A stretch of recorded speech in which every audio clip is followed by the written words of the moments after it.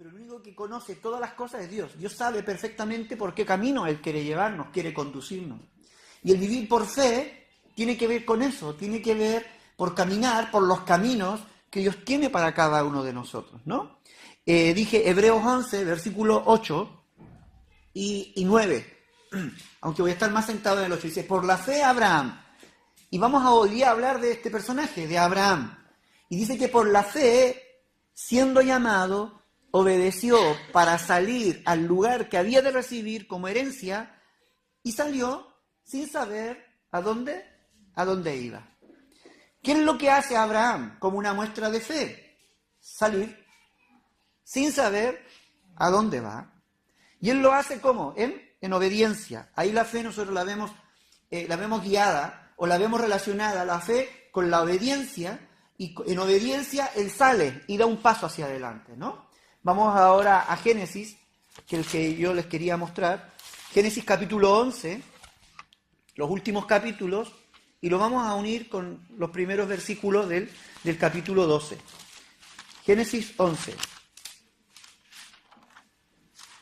¿Sí? Versículo 27. 11, 27. Estas son las generaciones de Taré. ¿A quién le gusta leer estas partes cuando empiezan a nombrar las generaciones? Son un poco engorrosas, ¿no? Uno como que queda ahí atascado, ¿no? El hijo de, luego que lo engendró, vivió tantos años, el hijo de, va. Pero bueno, ustedes sepan que cuando nombra las generaciones es porque el escritor de Génesis quiere introducir algún personaje.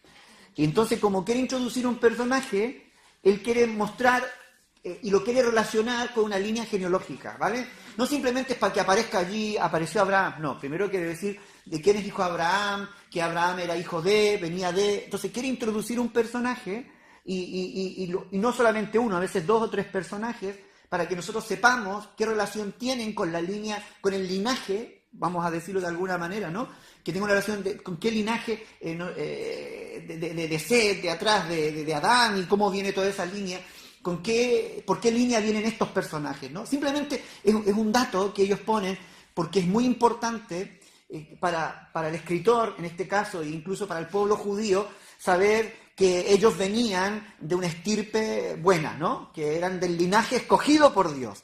Entonces, cada vez que introducen un personaje, ellos nombran, hacen una mención de la genealogía para poder reafirmar el linaje puro que ellos tienen como buenos judíos, vamos a decirlo así, ¿vale?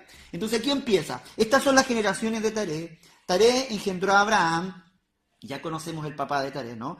A Nacor y a Harán, y Harán engendró a Lot. Ya sabemos que Lot era hijo de Harán, que era un hermano de Abraham, entonces Lot era sobrino de Abraham. Y murió Harán antes que su padre Taré, en la tierra de su nacimiento de Ur de los Caldeos. Y tomaron a Abraham y Nacor para sí mujeres. El nombre de la mujer de Abraham era Sarai, y el nombre de la mujer de Nacor, Milca, hija de Harán, padre de Milca y de Isca. Mas Sarai era estéril y no tenía hijo. Y tomó Taré a Abraham, su hijo, y a Lot, hijo de Harán, hijo de su hijo, y a Sarai, su nuera, mujer de Abraham, su hijo, y salió con ellos de Ur de los Caldeos para ir a la tierra de Canaán, y vinieron hasta Harán y se quedaron allí. Y fueron los días de Taré 205 años, y murió Taré en Harán. Versículo 1, 12:1. Pero Jehová había dicho a Abraham, y ahí lo dejo. Pero Jehová había dicho a Abraham. Vale, Padre, en esta mañana te pedimos que tú puedas hablar a nuestras vidas y a nuestros corazones a través de tu palabra, que tú puedas abrir los ojos de nuestro entendimiento, porque en este peregrinaje, Señor, de la vida, no queremos hacer otra cosa sino que caminar en tu perfecta voluntad, Señor. Y son muchas las dificultades y es mucha la oposición, son muchas las tentaciones, son muchas las luchas que de una forma u otra quieren sacarnos del camino, Señor, para que nosotros no caminemos en tu perfecta voluntad. Ayúdanos, Señor. Ayúdanos a entender, a comprender cuáles son esos desafíos, cuáles son esos enemigos, cuáles son esas situaciones que día a día y de tiempo en tiempo tenemos que ir superando, Señor. ¿Para qué? Para que podamos caminar siempre en tu perfecta voluntad. Tú tienes un camino destinado, tú tienes propósitos y planes para cada una de nuestras vidas. Y en ningún momento queremos renunciar a ellos, por el contrario, queremos que tu perfecta voluntad se desarrolle en cada una de nuestras vidas. Y de esa manera disfrutar de la vida abundante que tú tienes para nosotros, Señor. Muchas gracias, Padre. Dejamos todo en tus manos, en el nombre de Jesús. Amén y amén. Me llama mucho la atención porque Hebreos dice que por la fe Abraham dejó su tierra y su parentela, ¿no? Y se guió hacia donde Dios le iba a mostrar. Pero cuando uno lee esta historia, si ustedes se dan cuenta, hasta el versículo 1, si nosotros unimos esto de los capítulos, ustedes tienen que entender siempre de que en un principio la Biblia fue escrita toda de corrido, ¿eh? Los capítulos fueron puestos mucho después, y para una manera de ayudar a buscar, pero lamentablemente nos causa dificultad muchas veces a la hora de leer, porque nosotros cortamos historias a veces en momentos claves. Y nos confunden y pensamos que son historias totalmente diferentes a veces, y cuando la verdad que es la continuidad de lo que se viene narrando antes. Cuando uno lee esta historia que acabamos de leer, hay una continuidad allí. El capítulo 12, versículo 1 dice, pero Jehová había dicho a Abraham. Hay un pero allí. A pesar de todo lo que habían vivido, Dios había dicho algo a Abraham. Ese pero nos marca una gran diferencia con lo que estaba ocurriendo y lo que realmente Dios quería que ocurriese en la vida de Abraham. Hay peros, hay planes de Dios, hay situaciones que estaban desarrollándose que parecen muy normal, hay situaciones que parecen muy cotidianas, pero Dios había dicho otra cosa. Entonces, cuando uno lee la narración que estaba anterior, y la voy a volver a leer un poco de corrido para que usted le encuentre sentido, voy a leer desde el versículo 29. Del 11-29, tomaron a Abraham y Nacor para sí mujeres. El nombre de la mujer de Abraham era Sarai, y el nombre de la mujer de Nacor, Milca, hija de Aram, padre de Milca y de Isca. Mas Sarai, dice, era estéril y no tenía hijos, y tomó Taré a Abraham su hijo, y a Lot, hijo de Arán, hijo de su hijo, y a Sarai su nuera, mujer de Abraham su hijo, y salió con ellos de Ur de los Caldeos para ir a la tierra de Canaán, y vinieron hasta Arán, y se quedaron allí, y fueron los días de Taré 205 años, y murió Taré en Arán, pero Jehová había dicho a Abraham. ¿Notan la diferencia? Es decir, hay una situación que se estaba viviendo en la familia de Abraham, y permítanme decirlo, era una situación de la cual Abraham no tenía por qué haber sido parte. Había una situación que Abraham estaba viviendo y su vida estaba siendo conducida de una manera para la cual Dios ya le había dicho otra cosa. Pero Dios le había dicho, pero Dios le había hablado. ¿Notan la diferencia? Y es ahí donde yo a veces veo las grandes diferencias en las vidas de las personas. Nosotros a veces hacemos nuestra vida normal y dejamos que las cosas fluyan, pero Dios ya nos había dicho otra cosa. Pero Dios ya nos había hablado otra cosa. Entonces nosotros tenemos dos opciones en la vida. De vivir de acuerdo a lo que Dios nos ha hablado, de acuerdo a lo que Dios nos está indicando, de acuerdo a lo que entendemos que viene de parte de Dios y obedecer aquello que Dios nos está indicando, o simplemente dejarnos llevar por las circunstancias, o dejarnos llevar por lo que viene. Me voy explicando. Para muchas personas es más fácil hacer oídos sordos a lo que Dios está diciendo y dejarse guiar por las circunstancias que obedecer la voz de Dios. ¿Les es más fácil eso? Prefieren que las cosas sigan fluyendo, porque no demanda ningún riesgo, porque no demanda ningún desafío, porque no tienen que abandonar nada, no tienen que dejar nada, porque les es seguro, porque les es estable, porque no están dispuestos a correr riesgos.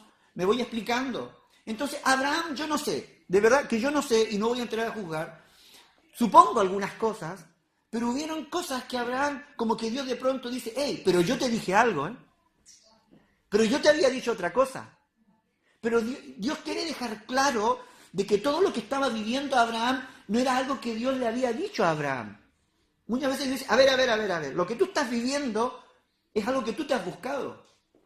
Lo que tú estás viviendo es porque tú no has querido obedecer lo que yo he dicho. Pero yo te había dicho otra cosa. Me voy explicando. ¿Qué había ocurrido hasta aquel entonces? Hasta el momento Abraham seguía siendo parte de la familia de su padre. Seguía viviendo dentro del contexto de su padre. Seguía sujeto a su padre. Algunos dirían, gloria a Dios, porque hay que honrar al papá, hay que estar bajo el... Ya, pero Dios había dicho otra cosa. ¿Vale? ¿Qué más había ocurrido? Se había casado, estaba con su mujer, Sarai dice, y Sarai era estéril, una de las características, ¿no? Estaba allí dentro de la dinámica familiar, su padre Taré estaba tomando las decisiones también para la familia, pero Dios había dicho otra cosa. Taré estaba tomando decisiones, pero Dios había dicho otra cosa. Él estaba sujeto a las decisiones paternales, estaba sujeto a los acontecimientos de la familia, pero Dios había dicho otra cosa. ¿Sabe? Abraham estaba condicionado por lo que la familia estaba decidiendo. Estaba condicionado por lo que estaba ocurriendo a su alrededor. Y aún Taré, cuando dice, muy bien, vamos a la tierra de Canaán, y coge a toda la familia para irse a la tierra de Canaán, no alcanzaron a llegar a Canaán. ¿Por qué? Se quedaron en Harán, en la tierra de uno de sus hijos, es decir, iban saliendo de casa, alcanzaron a llegar donde el vecino y ahí se llegaron, quedaron a mitad de camino, ni a mitad de camino quedaron. Y allí, ¿qué es lo que ocurre? Se acaba el proyecto porque muere el papá, muere Taré, hasta ahí llega. Pero Dios había dicho otra cosa. Cuando nosotros, y aquí yo veo un par de aplicaciones, cuando nosotros no hacemos lo que Dios nos ha dicho, todos los planes quedan a mitad de camino. Todas las cosas quedan frustradas. Tarde o temprano eso se acaba. Eso no tiene proyección, eso no tiene futuro. A veces cuando uno le dice, y perdone que hable cosas un poco delicadas, pero a veces uno le dice a la gente, no te cases con ese porque esa relación no tiene futuro. No inviertas tu vida en esto porque eso no tiene futuro. O no te metas en este proyecto porque eso no tiene futuro. ¿Te has dado cuenta? Claro, porque si Dios no ha dado una palabra, si no es la voluntad de Dios lo que tú estás haciendo, eso no tiene futuro. Va a quedar a mitad de camino. Eso se va a acabar, eso va a terminar. ¿Y eso qué provoca? Un sabor de frustración, un fracaso, sentimientos de fracaso, de confusión. ¿Qué hago con mi vida? Mi vida no tiene sentido, no hallo para dónde ir, bla, bla, etcétera, etcétera. Todo queda allí. ¿Por qué? Porque lo que no es de Dios siempre queda a mitad de camino y termina mal y acaba mal. Lo que comienza mal, lo que no comienza bajo la voluntad de Dios, termina mal. Terminan con una muerte. La esterilidad de Sarai estaba allí, era estéril, mira lo que dice, y era estéril. Ya comienza a marcar la esterilidad de Sarai. Es decir, la esterilidad de Sarai no encuentra solución y no encuentra respuesta tampoco dentro de ese contexto en el cual Abraham estaba viviendo. Pero Dios le había dicho algo a él. Ahí me gusta eso. Frente a todo esto de la vida que queda a media, una esterilidad que no tiene mayor futuro, circunstancias que estaban condicionadas por el ambiente donde él estaba viviendo, Dios quiere dejar claro, pero eso no era lo que yo le había dicho. No era lo que yo le había dicho. Pero Jehová había dicho a Abraham otra cosa. ¿Qué es lo que le había dicho a Abraham?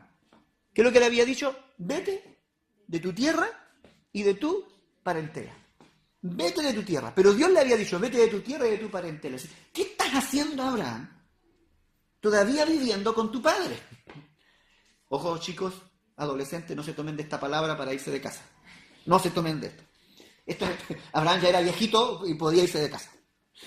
Punto. Tenía 70 y tantos años, 75 años, dice luego aquí, ¿no? Pero bueno, ya era mayorcito, ¿no? 75 para seguir viviendo a costa del padre, bueno, que dentro de nuestro contexto se ve raro. Pero bueno, el punto es ese, ¿no? Es decir, pero Dios le había dicho, deja tu tierra y deja tu parentela. ¿Qué hacías Abraham viviendo en medio de tu tierra y en medio de tu parentela? ¿Por qué seguías viviendo con papá? ¿Por qué seguías viviendo con tu tío allí? ¿Por qué seguías viviendo allí en medio de tus sobrinos? Si Dios quería, tenía planes para tu vida. ¿Sabes? Aquí hay una cosa muy, muy interesante. Esto nos habla, en cierto sentido, de que Dios tiene un trato personal e individual con cada uno de nosotros. En mi familia somos 4 hermanos. Pero Dios tiene un plan diferente para cada uno de nosotros. Me voy explicando. De la misma manera, Dios tiene planes para nuestros padres como tiene planes para nosotros. Y muchas veces lo que Dios hace es separarnos porque no quiere que los problemas de los padres terminen afectando y arrastrando nuestra vida. Hay planes y proyectos que Dios quiere desarrollarlos con nosotros de manera muy personal. Yo entiendo y muchas veces veo, incluso tú lo ves en la Biblia, de gente que vive aclanada en el buen sentido, ¿no? Con la familia y nacen los nietos y ven crecer, los abuelos ven crecer a los nietos y las generaciones, etc. y viven muy en familia. Pero gran parte de los proyectos de Dios que yo veo en la Biblia, Dios siempre termina sacando a los individuos, termina sacando a las personas de su contexto familiar para desarrollar planes personales con ellos. Claro. ¿Por qué tú no haces esto? No, es que mi mamá. ¿Por qué no haces esto otro? No, es que mis papás. No, es que yo todavía estoy pendiente de esto. No, es que mis hijos. No, es que esto, no es que lo otro. ¿Te das cuenta? Y muchas veces la familia se transforma en un lastre, perdóname, que impide que nosotros podamos seguir avanzando y seguir proyectando. A veces, digo, no siempre. A veces. A veces la familia se transforma en la excusa también que nosotros usamos para refugiarnos y no obedecer a Dios. Abraham podría haber dicho, no, es que yo tenía que honrar a papá. Señor, por eso que yo no me fui de casa, porque yo tenía una deuda todavía, o tenía, mi deber moral era seguir cuidando a mi padre, mi deber moral era seguir así. Y dijo, no, tú vete de tu casa. Y usaba tal vez a su familia como una excusa para no asumir sus responsabilidades frente a Dios, lo que Dios le estaba diciendo. O tal vez él simplemente al joven Abraham de 70 años le daba miedo irse de casa. Como muchos jóvenes de 40 y tantos que hoy siguen viviendo a costa de sus padres, ¿no? ¿Qué sé yo? Pero el punto era que Dios lo quería solo. Yo solo te quiero a ti. Vete de tu tierra y de tu parentela. Vete de tu tierra y de tu parentela. Abandona esos lazos. Abandona esas situaciones. ¿Por qué? Porque Dios quiere tratar muchas veces de manera personal con cada uno de nosotros. De una manera independiente con cada uno de nosotros. Y que bajo la cobertura familiar, con los lazos familiares, eso termina diluyéndose, termina limitándose, termina restringiéndose. Yo estos días he meditado bastante en estas cosas. Especialmente en aquellos círculos que son como viciosos, ¿no? Incluso aquellas congregaciones que lejos de ser una congregación se transforman más en una familia. ¿Somos una familia? Sí, podemos ser una familia. Pero mira, yo te voy a decir, hay familias que son sanas y familias que son enfermizas. ¿Cuándo la familia es enfermiza? ¿Cuándo la familia, lejos de ser una bendición, se transforma en una piedra de tropiezo, en un impedimento para nuestro crecimiento? Estoy hablando a nivel de congregación. Cuando la familia se mete, cuando la familia interviene en los propósitos que Dios tiene con cada uno de nosotros. Muchas veces yo conozco esas realidades, ¿no? El pastor quiere disciplinar a una oveja y saltan los hermanos a defender a la oveja. Y dicen, oiga pastor, ¿cómo se le ocurre a usted poner en disciplina? Saltan como las tías, los abuelos de la iglesia, ¿no? ¿Han visto eso? ¿A ustedes les ha pasado que en sus familias a veces van de visita y tú quieres corregir a tu hijo y salta la abuela, salta el tío, salta el otro, que ni los conoces, pero ahí están defendiendo? No toques a mi nieta, dice, ¿no? No me toques al nieto, ¿no ves que está mal? ¿No ves que le pasa esto? ¿No ves que le ha costado? ¿Es el menor o el mayor? Especialmente a mí, mi abuela me defendía un montón. Cuando mi tío me quería hacer algo, ahí saltaba la abuela para defenderme. O al revés, cuando la abuela me quería castigar, saltaban los tíos para defenderme. La disciplina, cero disciplina dentro de esos contextos. Entonces, no sé si, no quiero perderlos con tanta, a veces la ilustración terminamos confundiendo. Pero lo que yo veo muchas veces, esos ambientes familiares son un impedimento para que Dios trabaje a nivel individual, para que Dios nos enseñe disciplina, para que Dios nos enseñe carácter. Yo siempre digo, yo primero soy pastor, luego amigo. Como en mi casa, con mis hijos, yo primero soy su papá, luego podré ser amigo, pero primero soy papá. Con mi mujer, yo primero soy esposo, luego somos amigos. Y amigo y esposo puede ser fácilmente. Pero hay roles que no pueden cambiar. Entonces, cuando Dios quiere tratar con una vida, cuando Dios está tratando con una vida, muchas veces esta confusión de roles se dificulta el trato de Dios. Y terminamos a veces viendo a Dios o terminamos confundiendo los mensajes que Dios quiere, el lenguaje que Dios quiere tratar con cada uno de nosotros. Entonces, ¿qué es lo que hace Dios? ¿Qué es lo que hace Dios? ¿Qué es lo que hace Dios? ¿Qué es lo que hace Dios? ¿Ahora sí? Vale. ¿Qué es lo que hace Dios? Nos aísla, nos deja solo. Entonces, cuando estamos solos ya no está la abuela, ni el tío, ni el primo, ni el hermano que nos pueda defender. Estamos tú y yo, cara a cara. Y me llama la atención y me gusta lo que le dice aquí. Vete de tu tierra y de tu parentela y de la casa de tu padre a la tierra que yo te mostraré. Y mira el versículo 2, y esta frase me encanta. Y haré de ti. Y haré de ti. ¿Quién va a hacer? ¿Quién lo va a hacer? ¿Quién lo va a hacer? Dios lo va a hacer. ¿Te das cuenta? Y haré de ti. Es decir, cuando tú cortas el vínculo, cuando dejamos de cubrirnos, de protegernos, de escondernos, y Dios nos tiene a solas, Dios dice, ahora yo puedo hacer de ti.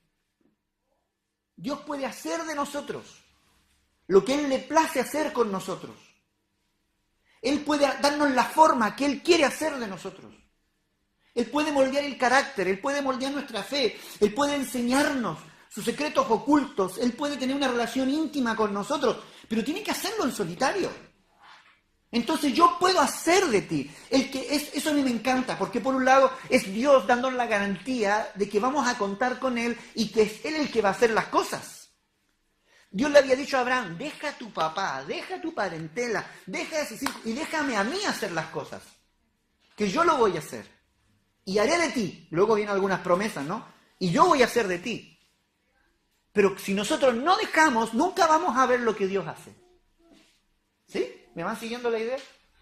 Si nosotros no abandonamos, no cortamos los lazos, y esto no solamente tiene que ver con la familia, tiene que ver con todo aquello que nos da seguridad, en lo cual nosotros confiamos, que nos da estabilidad.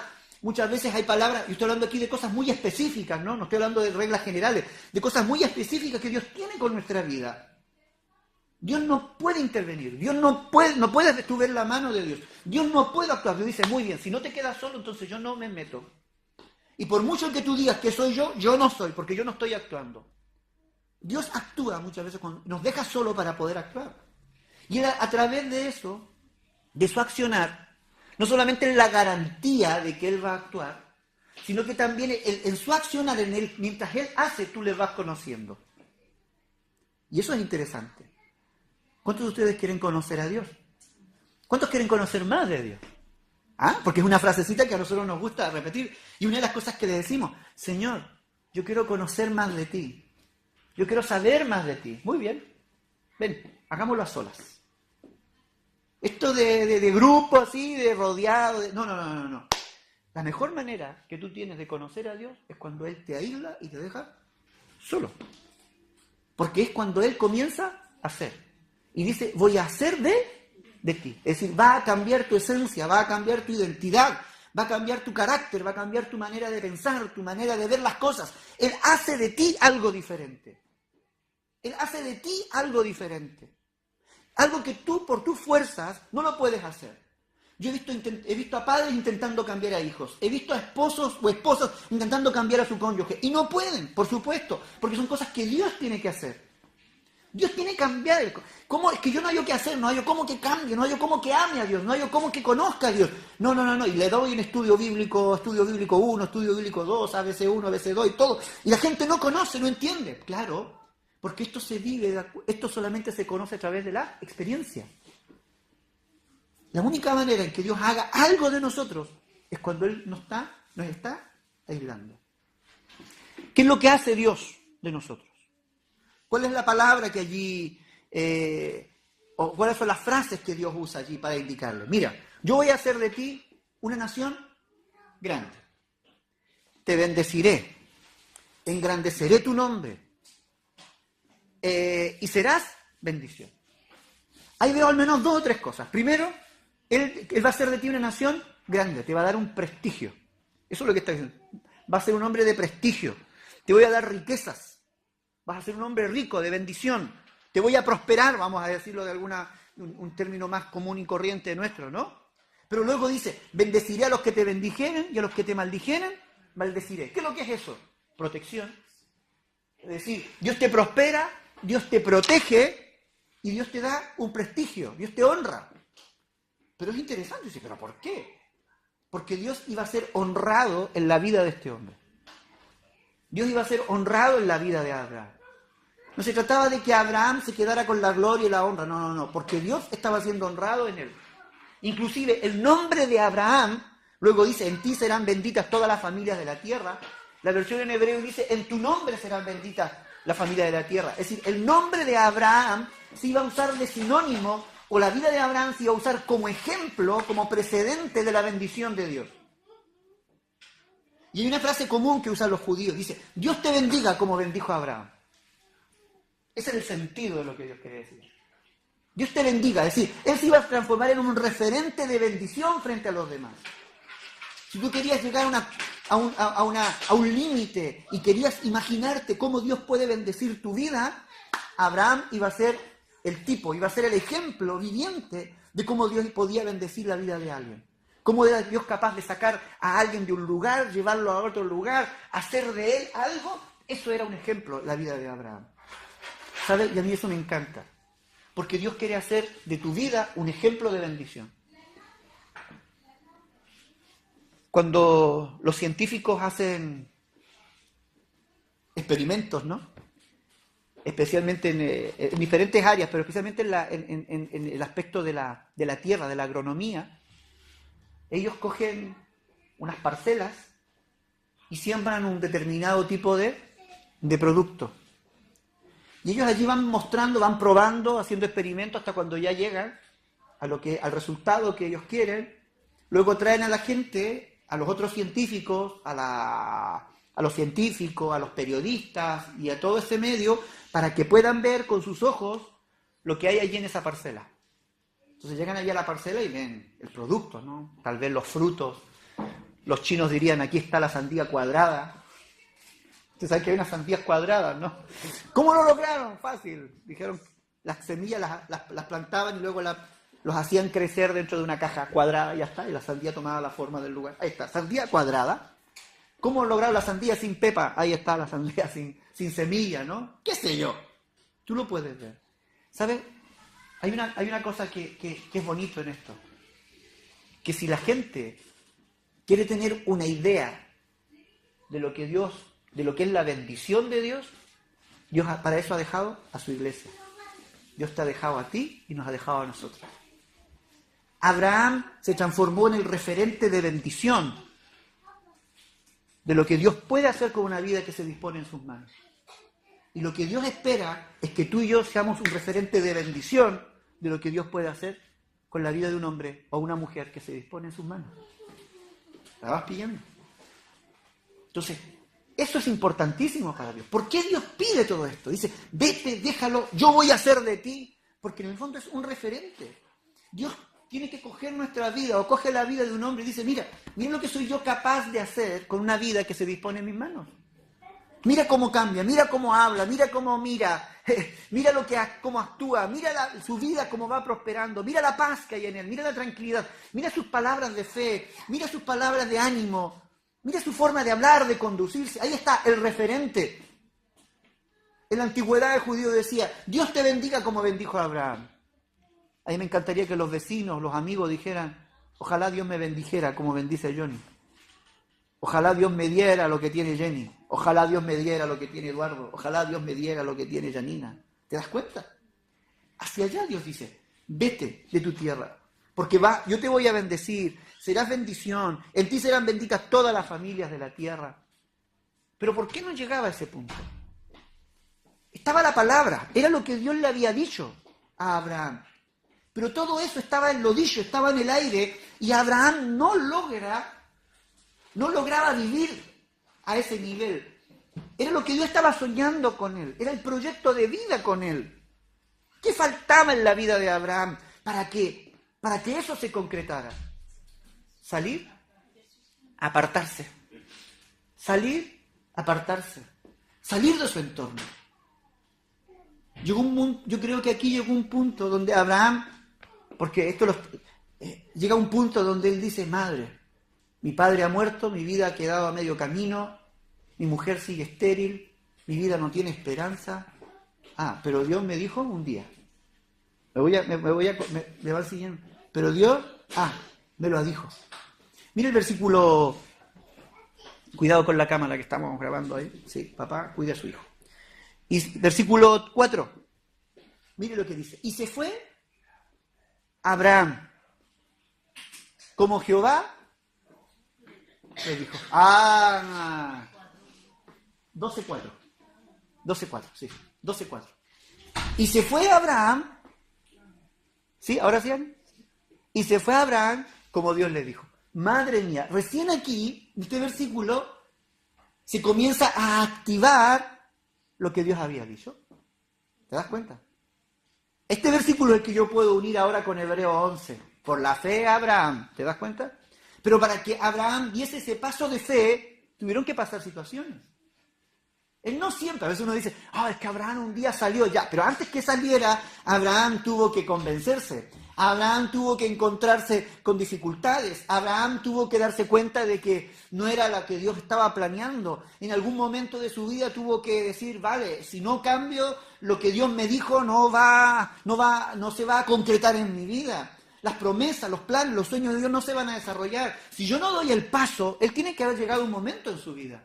No fue que Dios le habló a Abraham y él salió, contento, no. Por lo que yo veo, Dios tiene que recordar. Por lo que yo veo, Abraham pasó un tiempo desde que Dios le da la palabra y él sale. Y él tuvo que dar ese paso de fe. Por la fe Abraham dice que salió. ¿Cuándo? Aquí sale. Y se fue Abraham, como Jehová le dijo. ¿Y qué pasó? Y Lot fue con él. Lo voy a dejar allí. Ya hablaremos de esto más adelante. Creo que le había dicho Dios, vete de tu tierra y de tu parentela. Pero el pobre sobrino Lot, como su papito ya estaba muerto, había quedado huérfano de padre, se había muerto el abuelo, entonces él como buen tío, dice, me llevo a mi sobrino. Pero Dios había dicho, es que ese pero no solamente muestra el antes, sino que también quiere demostrar las decisiones que Abraham va tomando. Y luego ya tendremos tiempo para ver las consecuencias de nuestras decisiones. Pero, dice, ¿no? Bueno, y se llevó a Lot con él, y era Abraham de 75 años cuando salió de Harán. Llega un punto en su vida en que él da el paso de fe hacia adelante. Y comienza a caminar. Desde ese momento hasta que comienzan a cumplirse las promesas de Dios de su vida, Abraham comienza a vivir procesos. Y durante algunas semanas vamos a analizar cada uno de esos procesos en la vida de Abraham. Hoy día yo quiero que quedemos con esta imagen. Un Abraham saliendo de su tierra, un Abraham confrontado con la palabra, un Abraham desafiado por los sueños de Dios y que tiene que dar un paso hacia adelante. Mire, sigo. Tomó pues Abraham a Sarai su mujer y a Lot hijo de su hermano y todos sus bienes que había ganado y las personas que habían adquirido en Harán y salieron para ir a tierra de Canaán. Para salir a tierra de Canaán. Y a tierra de Canaán, ¿qué cosa? Llegaron. Ya no quedó a medias en la tierra de Harán, sino que ahora llegó a la tierra de Canaán, donde él tenía que haber ido. Y pasó Abraham por aquella tierra, es decir, cruzó aquella tierra hasta el lugar de Siquem, hasta el encino de Moré, y el cananeo estaba en la tierra. Y esta parte me encanta. Y apareció Jehová a Abraham y le dijo, a tu descendencia daré esta tierra. A tu descendencia daré esta tierra. Y edificó allí un altar a Jehová que le había aparecido. Pero aquí yo veo dos cosas en el versículo 7. En primer lugar, Jehová se le aparece a Abraham. Se le aparece a Abraham. Dios siempre aparece en los momentos claves de nuestra vida. Se le había aparecido para decirle, vete de tu tierra y de tu parentela, silenció. Una vez que Abraham salió e hizo lo que Dios quería y llegó al lugar, Dios vuelve a aparecer para decirle, esta es la tierra que yo te voy a dar, a ti y a tus hijos. Repito, apareció primero para decirle, vete de tu tierra y de tu parentela, silencio. Luego dice, esta es la tierra que yo te voy a dar. Hay entre uno y otro, ¿qué es lo que hay? Hay un silencio. ¿Por qué a veces Dios guarda silencio? Porque a veces nosotros, vamos a decirlo en sentido, lo estoy hablando en sentido figurado, ¿no? Porque a veces como que, a ver, Señor, yo necesito una palabra, Señor. Yo necesito que tú me dirijas, Señor. Yo necesito que tú me confirmes, Señor. Yo necesito que tú me aclares, Señor. ¿Por qué hubo tanto silencio entre uno y otro? Pasaron años, entre una cosa y otra. Tienen que haber pasado años. ¿Qué estaba pasando? ¿Qué faltaba?